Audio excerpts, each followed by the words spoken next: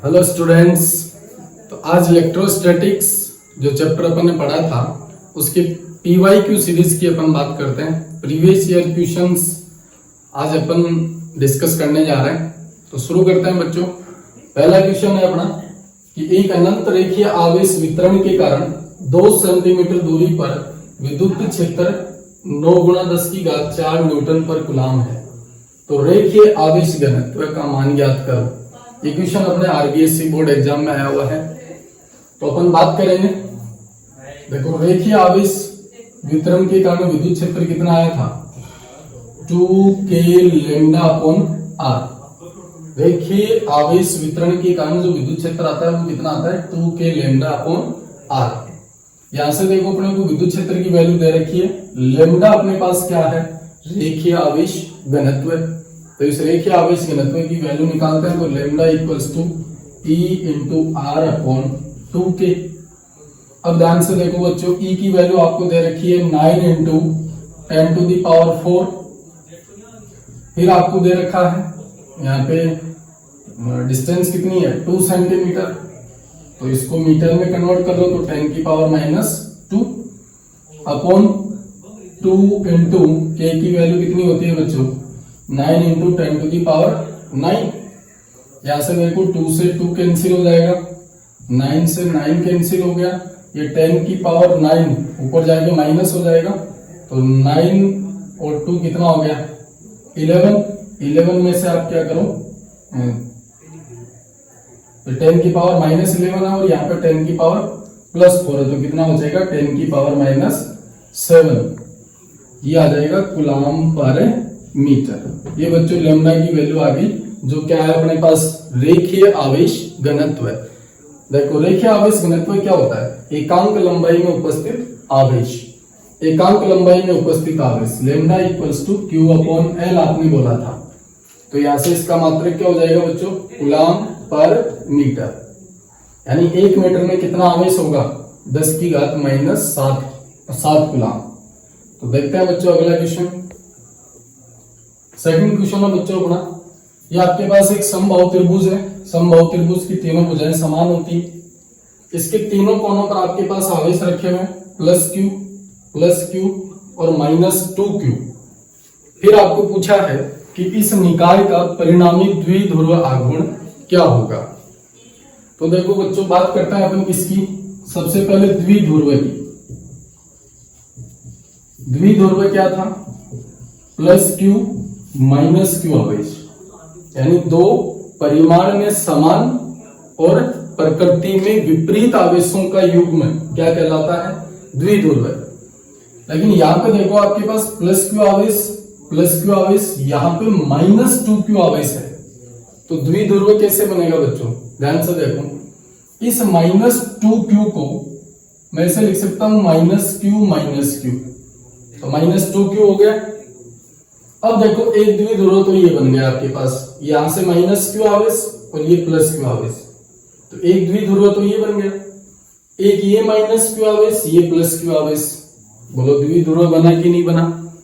तो अपन बात करते हैं किसकी द्विध्रुव की दिशा की। तो द्विध्रुव की दिशा किधर होती है द्विध्रुव आघूर्ण की दिशा। द्विध्रुव आघूर्ण की दिशा, द्विध्रुव आघूर्ण की दिशा माइनस आवेश से प्लस आवेश की ओर होती है क्या। तो अगर मैं इस वाले द्विध्रुव की बात करूं तो इसके लिए द्विध्रुव आघूर्ण की दिशा ये हो जाएगी बच्चों -Q आवेश से +Q आवेश की ओर। ऐसे ही इधर वाला -Q ये +Q द्विध्रुव बन गया। तो इसकी द्विध्रुव आघूर्ण की दिशा ये वाली हो जाएगी। अब अपने को परिणामी द्विध्रुव आघूर्ण चाहिए। ध्यान से देखो द्विध्रुव आघूर्ण क्या था P = Q × 2a, यानी दोनों आवेशों में से किसी एक आवेश का परिमाण और दोनों आवेशों के बीच की दूरी। तो यहां पर देखो +Q और -Q आवेश के बीच की दूरी कितनी है बच्चों a। तो यहां पर द्विध्रुव आघूर्ण कितना हो जाएगा Q × a। इस वाले को मैंने P बोला है, चलो ठीक है। ऐसे ही अगर मैं बात करूं इस वाले द्विध्रुव की, तो इस वाले द्विध्रुव के लिए द्विध्रुव आघूर्ण कितना हो जाएगा वही सेम P = Q × a। दोनों की वैल्यू सेम आएगी ध्यान से देखो, क्योंकि यहां पर अपने पास क्या है समबाहु त्रिभुज है, समबाहु त्रिभुज है तो तीनों भुजाएं क्या है, बराबर है। बराबर है तो यहाँ पे देखो इन दोनों आवेशों के बीच की दूरी भी a, इन दोनों आवेशों के बीच की दूरी भी a, तो आपके पास द्विध्रुव आघूर्ण क्या बनेगा, इस वाले के लिए भी q इंटू a और इस वाले के लिए भी क्या बनेगा, q इंटू a बनेगा। अब देखो अपन ने बोला कि द्विध्रुव आघूर्ण एक सदिश राशि है, द्विध्रुव आघूर्ण कैसी है, एक सदिश राशि है। तो परिणामी कैसे निकालेंगे अपन, ये दो सदिश मान लो, एक इस दिशा में है एक इस दिशा में, दोनों के बीच कोण कितना होगा बच्चों, 60 डिग्री। समबाहु त्रिभुज है तो समबाहु त्रिभुज का प्रत्येक कोण कितना होता है, 60 डिग्री। अब देखो इनका परिणामी कैसे निकालेंगे अपन, पी नेट, पी नेट कैसे निकालोगे आप, ध्यान से देखो, दोनों का द्विध्रुव आघूर्ण ये रहा, तो मैंने बोल दिया पी स्क्वायर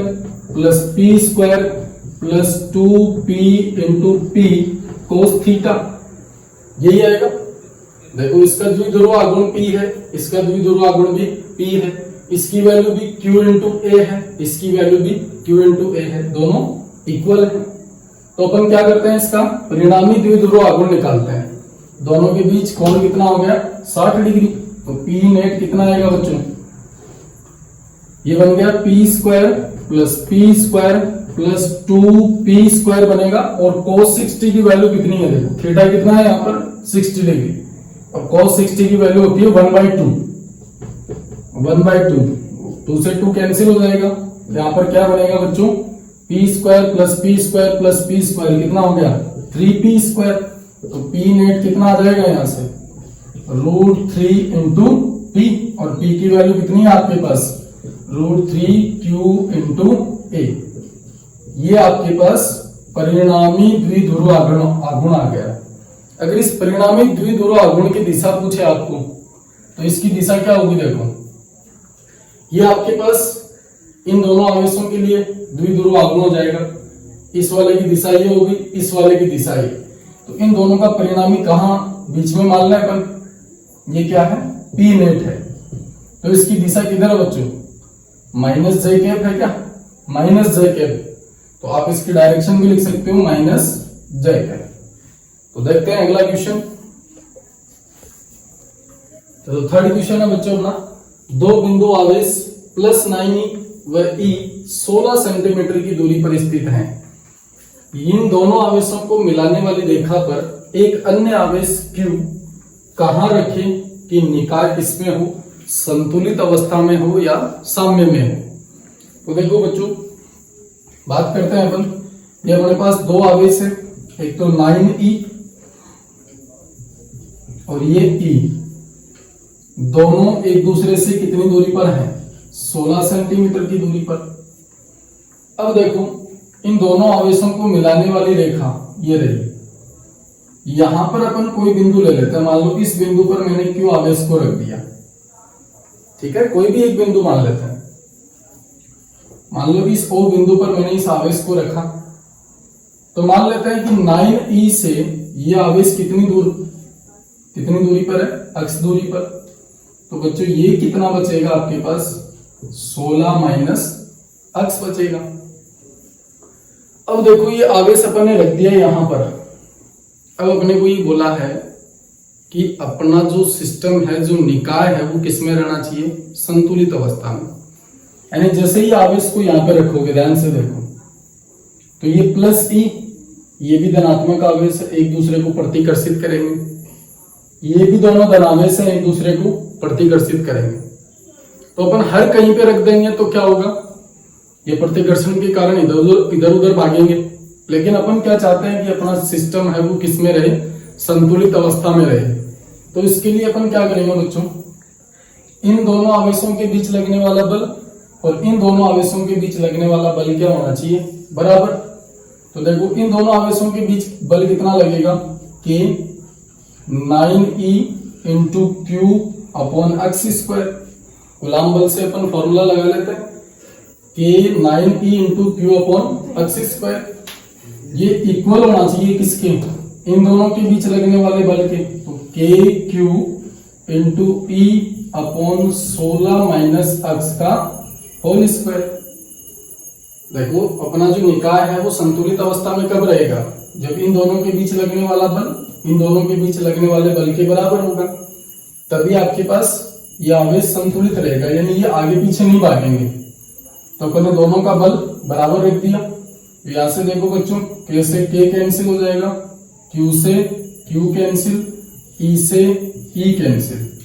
यहां से तो बचेगा आपके पास 9/x², और यहां से बचेगा बच्चों आपके पास 1/16 - x का स्क्वायर। तो यहां से देखो आप स्क्वायर हटाओ तो इधर रूट लग जाएगा, तो आपके पास क्या बनेगा 1/16 - x। तो यहाँ पे रूट लगाओगे तो 9 का रूट कितना हो जाएगा 3, और x² का रूट कितना हो जाएगा x। अब इनको देखो क्रॉस मल्टीप्लाई कर दो, क्रॉस मल्टीप्लाई करोगे तो क्या हो जाएगा x, 3 को 16 से करो तो 48 - 3x। इस 3x को इधर ले आओ तो ये बन जाएगा 4x = 48, और x = क्या आ जाएगा 48/4। तो कितना आ गया 12 सेंटीमीटर। अब देखो ये x क्या था 9e से दूरी थी, यानी इस वाले आवेश को आप 9e से कितनी दूरी पर रखोगे 12 सेंटीमीटर तक। अब आपको पूछेगी प्लस e से दूरी कितनी होगी, तो प्लस e से कितनी है, देखो 16 - x है ना, तो 16 - 12 कितना आ जाएगा 4 सेंटीमीटर। देखो टोटल दूरी कितनी होगी 12 और 4 16 सेंटीमीटर हो गई ना वापस, यानी 9e से आप कितनी दूरी पर रखोगे 12 सेंटीमीटर पर, और e से कितनी दूरी पर रखोगे 16 - 12 4 सेंटीमीटर पे। तो देखते हैं बच्चों अगला क्वेश्चन। अगला क्वेश्चन है बच्चों अपने पास, ये अपने पास एक वस्तु है या एक निकाय है जिसके अंदर कुछ आवेश हैं +2q +3q -q, और एक आवेश आपका क्या है बाहर +4q। आपको पूछा है कि निकाय से निर्गत विद्युत फ्लक्स क्या होगा। तो बच्चों अपन गाउस के नियम की बात करें, गाउस का नियम, गाउस का नियम क्या था बच्चों, फ्लक्स किसके इक्वल होता है समेशन Q/ε0 के, यही होता है क्या। अब देखो मैंने कहा था कि गाउस का नियम एक बंद पृष्ठ के लिए लागू होता है, बंद पृष्ठ के लिए, और यहाँ पे समेशन Q क्या होता है इस गाउसीय पृष्ठ के अंदर आने वाला आवेश, गाउसीय पृष्ठ के अंदर आने वाला आवेश। तो गाउसीय पृष्ठ के अंदर आवेश देखो ये +4q तो बाहर है, तो ये तो बंद पृष्ठ के अंदर नहीं है, तो फ्लक्स में ये शामिल नहीं होगा। तो अपन इसके अंदर कितना आवेश है समेशन Q कैसे निकालोगे बच्चों, आवेश अदिश राशि है सीधा जोड़ सकते हैं अपन, तो ये हो जाएगा +2q +3q और -q, कितना हो जाएगा 3 और 2 5, 5 में से 1 निकालो तो कितना बनेगा 4q बनेगा। ये इस निकाय का कुल आवेश आ गया, कुल आवेश आ गया। तो विद्युत फ्लक्स कितना हो जाएगा बच्चों, कुल आवेश 4q/ε0। ये लो जी, ये इस निकाय का निर्गत विद्युत फ्लक्स आ गया। अगर आपको पूछे एग्जैक्ट वैल्यू दे, जैसे मान लो यहां पर न्यूमेरिकल जब भी अपन करते हैं ऑब्जेक्टिव क्वेश्चन में ऐसा क्वेश्चन आता है, तो वहां पर आपको ऑप्शन चेक करना है कि ये दे रखा है तो ये रख देना, ये वरना आप ε0 की वैल्यू तो आपको पता ही है कितनी होती है, ε0 कितना होता है 8.85 × 10⁻⁻12। इसका मात्रक क्या होता है कूलम्ब स्क्वायर पर न्यूटन मीटर स्क्वायर। ये वाली वैल्यू यहाँ पे रख देना, एग्जैक्ट आंसर आ जाएगा आपके पास। तो चलो बच्चों देखते हैं अगला क्वेश्चन। बच्चों क्वेश्चन है अपना, दो आवेशित चालक गोले A तथा B जिन पर आवेश -q व +3q है, इनको संपर्क में लाकर d दूरी पर रखते हैं तो इनके मध्य बल तथा बल की प्रकृति बताइए। चलो बच्चों देखते हैं। सपोज करो ध्यान से, देखो एक बार पहले मैं इनको संपर्क में नहीं लाता हूं। आपके पास दो आवेश है -q और +3q, दोनों d दूरी पर है, दोनों d दूरी पर है। अब इनके बीच कूलम्ब बल कितना आएगा ध्यान से देखो, KQ3q/d²।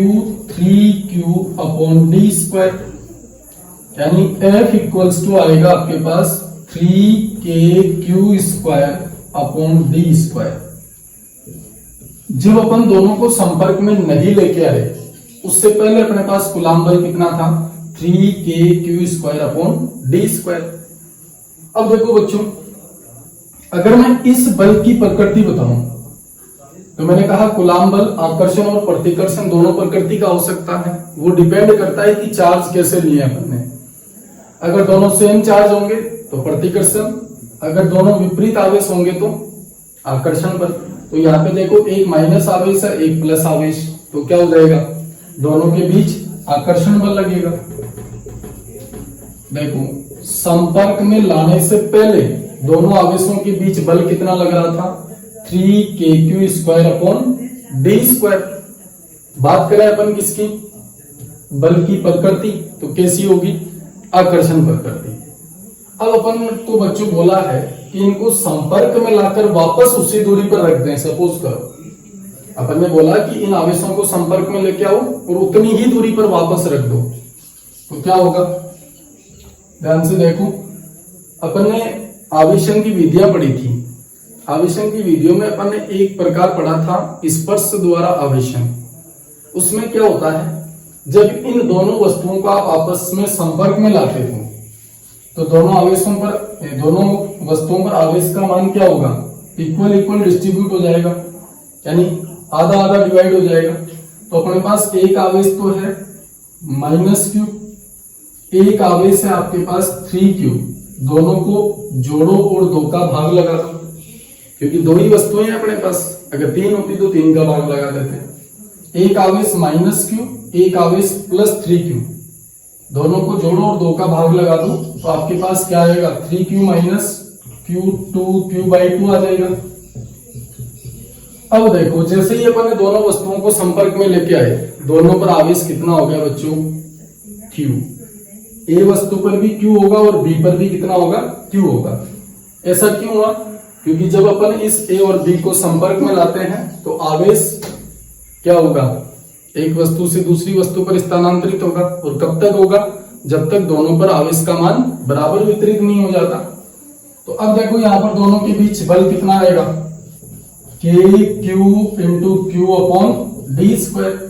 तो बल का मान कितना आ गया बच्चों, kq² अपॉन d स्क्वायर।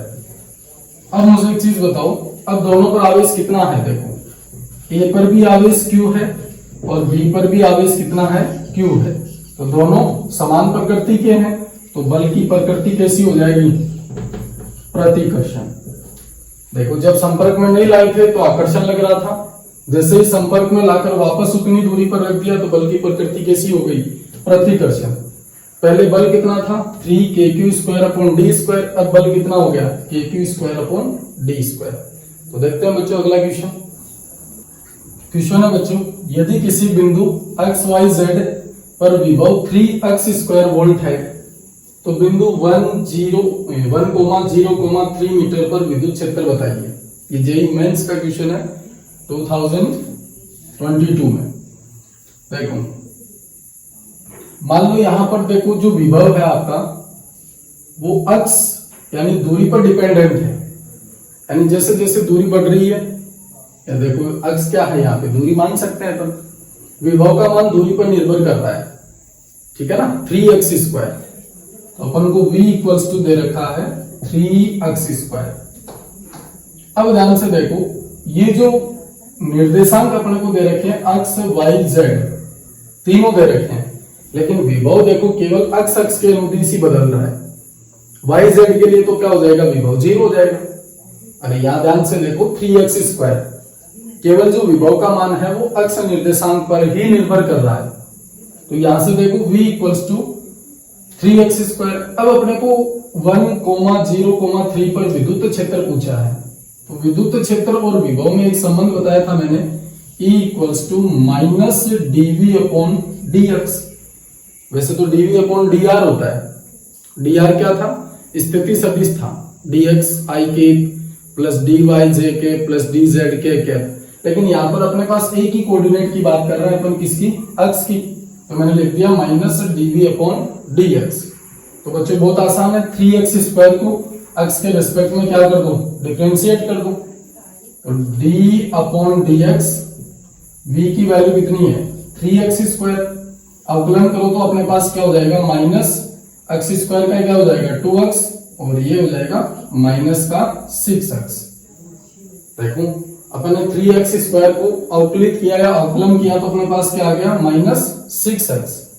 अब यहाँ पर अपने को कोऑर्डिनेट दे रखा है 1, 0, 3, लेकिन अपने को ध्यान से देखो विभव केवल x अक्ष के अनुदिश दे रखा है, तो केवल अपने को क्या चाहिए x इक्वल्स टू 1 पर ही विद्युत क्षेत्र चाहिए। तो E इक्वल्स टू क्या हो जाएगा -6 इंटू 1, तो कितना आ जाएगा -6 न्यूटन पर कूलम।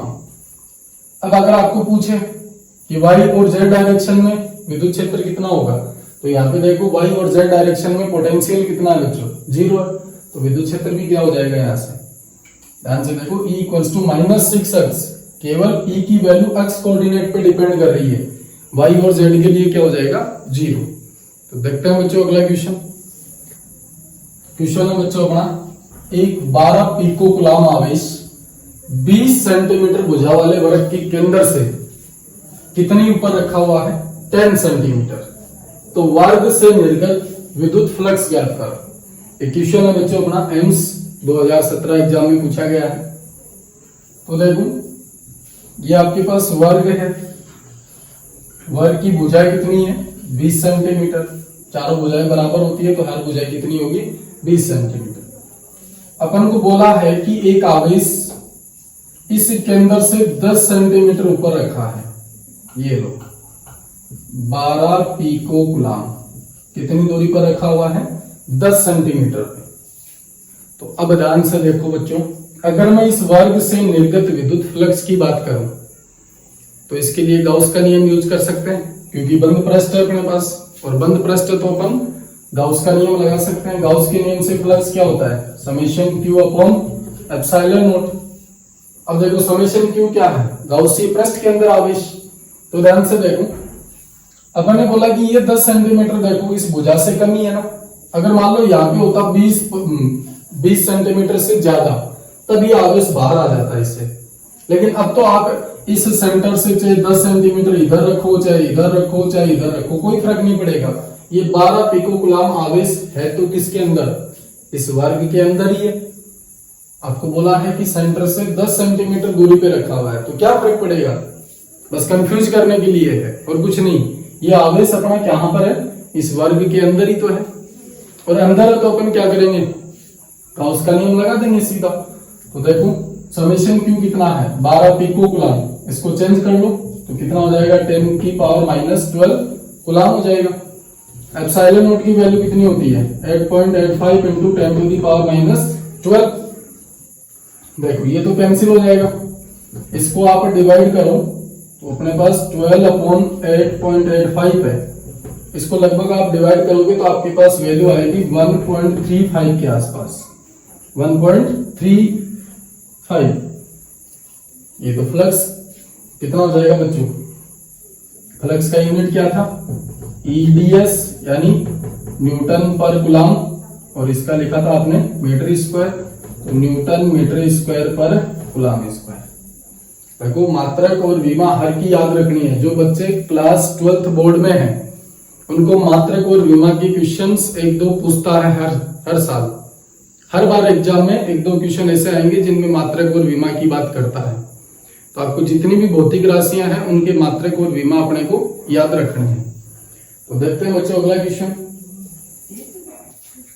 क्वेश्चन है बच्चों अपना, एक धनावेशित लंबी सीट जिससे L/2L दूरी पर 2 बिंदु हैं P1 और P2, यदि सीट का पृष्ठीय आवेश घनत्व सिग्मा है तो P1 और P2 पर विद्युत क्षेत्र की तीव्रता होगी।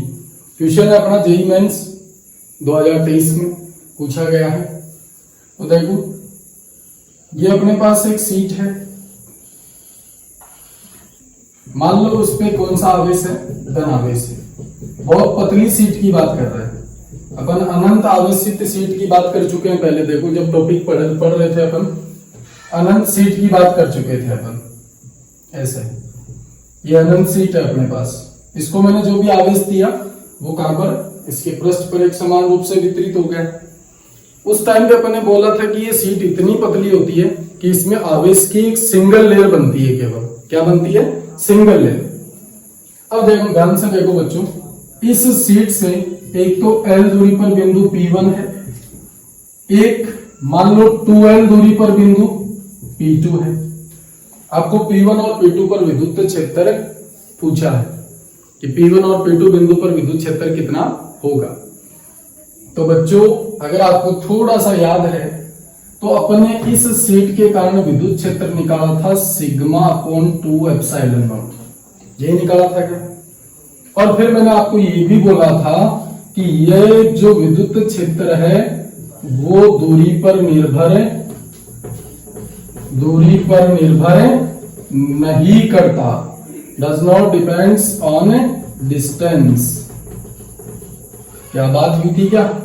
अगर ये टॉपिक कैसे आया तो आपको पहले इलेक्ट्रोस्टैटिक्स पूरा देख के आना पड़ेगा, वहां पर अपन ने विद्युत क्षेत्र की तीव्रता निकाल रखी है। तो अब ध्यान से देखो, ये सीट है अपने पास, L दूरी पर बिंदु P1 है, 2L दूरी पर बिंदु P2 है, लेकिन मैंने कहा कि E यहां पर दूरी पे निर्भर नहीं करता है। तो आप P1 और P2 कहीं पर भी लो, विद्युत क्षेत्र तो आपका क्या बनेगा, इतना ही बनेगा। यानी अपन बोले कि यहां पर E P1 पे जो बनेगा उतना ही किस पे बनेगा, P2 पर, और कितना बनेगा बच्चों, सिग्मा अपॉन 2 एप्सिलॉन नॉट। ये L दूरी पर है तो भी यहाँ पर विद्युत क्षेत्र सिग्मा अपॉन 2 एप्सिलॉन नॉट, ये 2L दूरी पर है तो भी विद्युत क्षेत्र सिग्मा अपॉन 2 एप्सिलॉन नॉट। क्यों, क्योंकि यहां से देखो बच्चों विद्युत क्षेत्र जो है वो दूरी पर निर्भर नहीं कर रहा।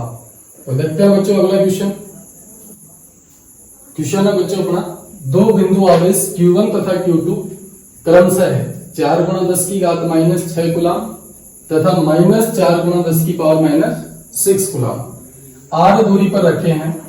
इन दोनों आवेशों के मध्य बिंदु पर विद्युत क्षेत्र कितना है, 6.4 × 10⁴ न्यूटन पर कूलम। तो इस R का मान याद करना है। देखो आपके पास दोनों आवेश, या अपन ऐसे बोले कि दोनों आवेशों का परिमाण समान है।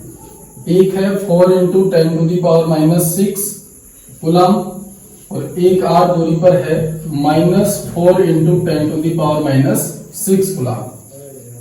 अब बच्चों अपने को ये दे रखा है कि इन दोनों का मध्य बिंदु, यानी ये वाली दूरी भी r/2 है और ये वाली दूरी भी r/2 है, और इस मिडल पॉइंट पर आपको विद्युत क्षेत्र का मान दे रखा है कितना, 6.4 × 10⁴ न्यूटन पर कूलम।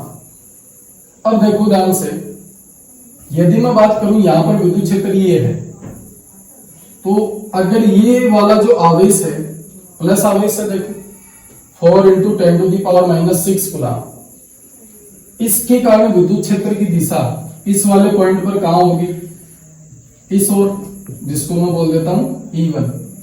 देखो धनावेश के कारण विद्युत क्षेत्र हमेशा बिंदु की तरफ होता है, तो बिंदु ये है अपना मध्य बिंदु, देखो ये रहा।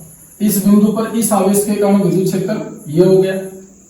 अगर मैं ये माइनस आवेश से देखूं तो माइनस आवेश के कारण विद्युत क्षेत्र की बात करूं तो इसकी दिशा ये हो जाएगी, जिसको मैंने बोल दिया E2। अब ध्यान से देखो, अगर इस बिंदु P पर, बिंदु O पर अपन कुल विद्युत क्षेत्र निकाले तो देखो दोनों एक ही दिशा में है ना, दोनों विद्युत क्षेत्र। तो क्या लिख सकता हूं, इसके कारण विद्युत क्षेत्र कितना बनेगा बच्चों, E = KQ/R/2 का स्क्वायर। देखो इस वाले आवेश से O बिंदु की दूरी कितनी है, R/2, तो विद्युत क्षेत्र कितना हो गया, KQ/R/2 का स्क्वायर। Q की वैल्यू यहां रख देंगे अपन। अब देखो इतना ही विद्युत क्षेत्र ये बनाएगा, इतना ही विद्युत क्षेत्र ये बनाएगा, तो दोनों आवेशों के द्वारा बनाए गए विद्युत क्षेत्र की दिशा एक ही है। तो इसको मैं सीधा 2 से गुणा कर दूं तो अपने पास कुल विद्युत क्षेत्र आ जाएगा यहां से। तो अपने पास E = 2KQ/R/2 का स्क्वायर। तो यहां पर देखो E की वैल्यू आपको दे रखी है बच्चों, 6.4 × 10⁴। अपने को R की वैल्यू चाहिए, तो 2 × K की वैल्यू होती है 9 × 10⁹। Q आपको दे रखा है 4 × 10⁻⁻6 और नीचे है R/2। का स्क्वायर, तो आर स्क्वायर बाई 4, ये 4 ऊपर चला जाएगा क्या, चलो इसको ऊपर लिख देते हैं, ये लो जी। चलो देखिए आगे, आर स्क्वायर इसको यहां पे ले आओ, ये यहां पे आ जाएगा, R square equals to 2 into 9 into 10 to the power 9 into 4 into 4 into 10 to the power minus 6, और ये डिवाइड हो जाएगा 6.4 इंटू 10 टू दी पावर 4 से। अब देखो यहां से जो कट रहा है उसको काट देते हैं अपन, ये 10 की पावर -4 है, ऊपर जाके -4 हो जाएगा, तो -6 पहले से है तो 10, तो अपने पास बन गया बच्चों, ये बन गया 18, ये बन गया 16 और अपॉन 6.4, इनको सोल्व कर लेते हैं अपन। यहाँ पे 10 की पावर 9 प्लस है देखो, और यहां से ये 10 की पावर 4 ऊपर जाके माइनस हो जाएगा, तो 10 की पावर -10, तो ये कितना बचेगा, 10 की पावर -1 बचेगा, तो इसको नीचे लिख लेते हैं वापस अपन, तो नीचे क्या आ जाएगा, 10 हो जाएगा। मल्टीप्लाई करो बच्चों, कितना आएगा, तो एग्जैक्ट आंसर आप यहां से देख सकते हो, आर स्क्वायर, यहां से आर की वैल्यू क्या हो जाएगी, आप रूट लगा देना और आपके पास सॉल्यूशन मिल जाएगा।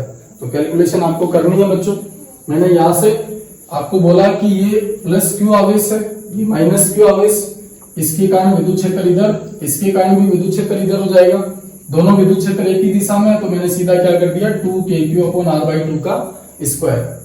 तो आपको ई की वैल्यू दे रखी है, आवेश का मान आपको दे रखा है, आर की वैल्यू आपको यहां से निकालनी है। तो देखते हैं बच्चों अगला क्वेश्चन में बच्चों अपना, एक निकाय में दो आवेश 7 माइक्रोकुलाम व -2 माइक्रोकुलाम 18 सेंटीमीटर की दूरी पर स्थित हैं, तो इस निकाय की विद्युत स्थितिज ऊर्जा बताइए। तो देखो दो आवेशों के निकाय की विद्युत स्थितिज ऊर्जा क्या होती है, Q1 Q2 दो आवेश हैं r दूरी पर, तो स्थितिज ऊर्जा होती है बच्चों K Q1 Q2 upon R। ये निकालेंगे अभी अपन विद्युत विभव वाला जो चैप्टर चल रहा है अपना। तो यहाँ पर देखो ये दो आवेश हैं 7 माइक्रोकुलाम और -2 माइक्रोकुलाम 18 सेंटीमीटर की दूरी पर है, तो विद्युत स्थितिज ऊर्जा का फॉर्मूला लगाते हैं अपन। तो देखो K की value 9 into 10 to the power 9 into ये वाला Q1 आवेश 7, तो माइक्रोकुलाम है तो कुलाम में चेंज कैसे करोगे, 10 की पावर -6 से मल्टीप्लाई कर दो, इधर 2 माइक्रोकुलाम है तो इसको भी 10 की पावर -6 से मल्टीप्लाई कर दो, तो नीचे आपके पास 18 सेंटीमीटर है, तो सेंटीमीटर को मीटर में कन्वर्ट कैसे करोगे, 10 की पावर -2 से मल्टीप्लाई करो, तो अपने पास वैल्यू आएगी U = 7 into 10 to the power -1, या आप इसको ऐसे भी लिख सकते हो 7/10, तो ये कितना आ जाएगा 0.7 जूल आ जाएगा बच्चों। तो देखते हैं अगला क्वेश्चन है बच्चों अपना, दो आवेश +9q व +q 10 मीटर की दूरी पर रखे हुए हैं, तो दोनों आवेशों को मिलाने वाली रेखा की किस बिंदु पर विद्युत क्षेत्र 0 होगा। तो ध्यान से देखो बच्चों, अपने पास दो आवेश हैं, एक तो +9q और एक है +q। मान लो ये दोनों आवेश कितनी दूरी पर है, r दूरी पर है। अब अपन ने बोला कि इन दोनों आवेशों को मिलाने वाली रेखा के किस बिंदु पर विद्युत क्षेत्र 0 होगा। देखो ये +9q आवेश जो विद्युत क्षेत्र बनाएगा उसकी दिशा ये होगी, ये बिंदु O मान लेते हैं अपन, कि माना बिंदु O पर विद्युत क्षेत्र की तीव्रता कितनी है, 0 मान लेते हैं, बिंदु एग्जैक्ट दूरी अभी आएगी आपके सामने। तो +9q आवेश जो विद्युत क्षेत्र बनाएगा उसकी दिशा यही होगी क्या बच्चों, और यहाँ पर ये +q आवेश जो विद्युत क्षेत्र बनाएगा उसकी दिशा भी कौन सी होगी, इस बिंदु की तरफ। मैंने कहा धनावेश के कारण विद्युत क्षेत्र बाहर की ओर होता है, तो ये वाला जो आवेश है वो विद्युत क्षेत्र इधर की ओर बनाएगा और ये वाला भी इधर की ओर। अब ध्यान से देखो, ये दोनों विद्युत क्षेत्र कहीं जाके मिलेंगे और जहां पे मिलते हैं वहां पर विद्युत क्षेत्र क्या हो जाना चाहिए, 0। तो अपन मान लेते हैं कि 9q आवेश से इस बिंदु की दूरी कितनी है, x, तो +q आवेश से दूरी कितनी हो जाएगी, r - x। तो देखो अगर अपन बात करें E1, +9q आवेश जो विद्युत क्षेत्र बनाएगा उसको बोला है अपन ने E1, और ये वैल्यू आएगी आपके पास KQ तो K9Q अपॉन R स्क्वायर, तो यहां पर क्या है x स्क्वायर। ऐसे ही प्लस क्यू आवेश जो विद्युत क्षेत्र बनाएगा उसको मैंने बोल दिया E2। ये कितना होगा KQ upon R minus x का होल स्क्वायर। देखो बच्चों, इस बिंदु O की प्लस 9Q से दूरी कितनी मानी है अपन ने x, तो यहां पर विद्युत क्षेत्र कितना हो जाएगा K9Q upon x square. Plus Q आवेश से दूरी कितनी बच गई R माइनस x, तो इसका विद्युत क्षेत्र कितना हो गया KQ upon R minus x का होल स्क्वायर। अब देखो, इस बिंदु पर विद्युत क्षेत्र शून्य हो, इसके लिए आपको क्या याद रखना पड़ेगा कि E1 का परिमाण और E2 का परिमाण क्या होना चाहिए बराबर। इस वाले बिंदु पर आकर E1 और E2 क्या हो जाने चाहिए बराबर हो जाने चाहिए, तब जाके अपने पास यहाँ पर विद्युत क्षेत्र क्या बनेगा जीरो। यहाँ पर कई बार ऐसे भी बोल सकते हैं कि E1 प्लस E2 बराबर क्या होना चाहिए जीरो। तो ये E1 बराबर इधर जाके क्या हो जाएगा माइनस E2, लेकिन मैंने यहाँ पे देखो परिमाण लिखा है, परिमाण में प्लस माइनस नहीं लिखते हैं, तो इन दोनों को इक्वल रख लेते हैं। तो K9Q upon x square equals to KQ upon R minus x का होल स्क्वायर।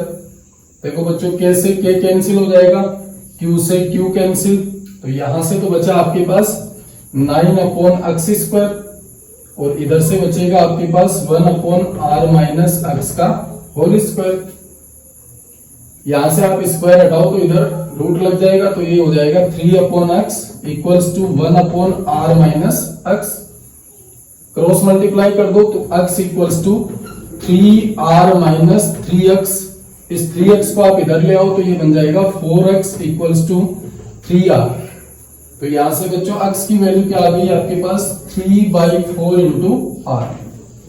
ये लो जी x। देखो ये बिंदु कहां पर होगा R के 3/4 पार्ट पे, यानी R अगर आपको वैल्यू दी हुई मिलती, जैसे मान लो R यहाँ पे होता आपके पास 8 सेंटीमीटर, अगर यहाँ पे मैं बोलूं कि R कितना होता 8 सेंटीमीटर, तो यहाँ पर R की वैल्यू 8 सेंटीमीटर रखते तो क्या आता आपके पास, यहाँ इस आवेश से दूरी कितनी आ जाती 6 मीटर। तो देखते हैं बच्चों अगला क्वेश्चन। तो अगला क्वेश्चन है बच्चों, एक क्यू आवेश किसी अचालक अर्धगोले के वक्र पृष्ठ पर रखा है, तो वक्र पृष्ठ से निर्गत विद्युत फ्लक्स क्या होगा।